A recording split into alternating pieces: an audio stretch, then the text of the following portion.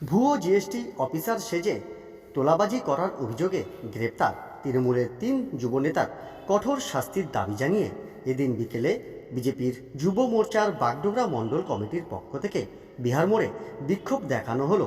সোমবার রাতে এনজেপি থানার পুলিশ বাগডোগরার তৃণমূল কংগ্রেসের 3 যুবনেতা পার্থ ঘোষ, শুভজিৎ ঘোষ এবং রূপেশ ত্রিকিকে গ্রেপ্তার করে।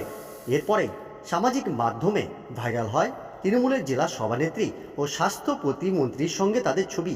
এমনকি তৃণমূলের বিভিন্ন মিটিং মিছিলেও দেখা যেত তাদের।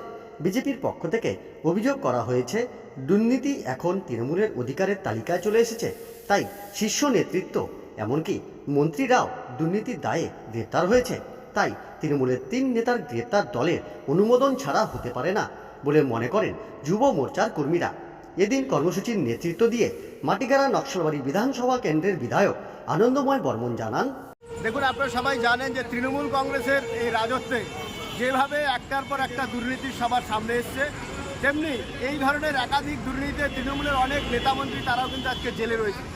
একেবারে অতি সম্প্রতি আমাদের এই শিলিগুড়ি বা বাগডোগরা সংলগ্ন যে এলাকাতে যে ঘটনা সামনে এসছে, তাতে বাগডোগরা এলাকার 3 জন তৃণমূলের যুবনেতা আর তারা জিএসটির অফিসার হিসেবে ভুয়ো পরিচয় দিয়ে তারা বিভিন্ন জায়গাতে তোলাবাজির কাজ করতো।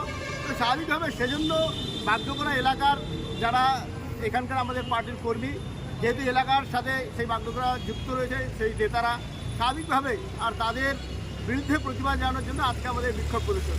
দেখুন, বলতে গেলে কি যে এই গোটা রাজ্যটাই দুর্নীতির একেবারে পাকে মজ্জিল হয়ে আছে। আর সেই কালীঘাটের টালির চালাতে যিনি থাকেন তিনি হচ্ছেন ডাকাত রানী, আর সেই ডাকাত রানীর রাজত্বে এরকম হাজার হাজার লাখে লাখে আর দুর্নীতিবাজ তৃণমূল নেতা নেত্রী সর্ব জায়গাতে ঘুরে বেড়াচ্ছে। স্বাভাবিকভাবে আমরা চাই যে এই ঘটনার আর প্রকৃত তদন্ত হোক। শুধুমাত্র এই 3 জন যুবনেতাকে ধরেই ক্ষান্ত হলে হবে না, এদের পেছনে আরও কোনো বড় মাথা কাজ করছে, নিশ্চিতভাবে তাদেরও ধরতে হবে। এবং এইভাবে যদি চলতে থাকে তাহলে নিশ্চিতভাবে আগামী দিনে তৃণমূলের সমস্ত নেতাকর্মী যারা যারা এই ধরনের দুর্নীতির সাথে যুক্ত, তাদের কিন্তু সবাইকে জেলে যেতে হবে। অর্ধেক জেলে গেছে, বাকিরাও জেলে যাবে। এর প্রতিফলন কিন্তু আগামী লোকসভা ভোটে সবাই জানতে পারবে। তৃণমূলের নকশালবাড়ি ব্লক যুব নেতা বলল যে তারা দলের কেউই না, কি বল? দেখুন, দলের যদি কেউই না হয় তাহলে বিভিন্ন জায়গাতে মিডিয়া, সোশ্যাল মিডিয়া তাদের যে ছবি, তাদের যে ভিডিও প্রকাশ্যে আসছে, তাতে দেখা যাচ্ছে তৃণমূলের আর জেলা সভানেত্রীর আশীর্বাদ তারা পাচ্ছেন, একসাথে বিভিন্ন প্রোগ্রামে তারা কাজ করছেন, মিটিং মিছিল করছেন।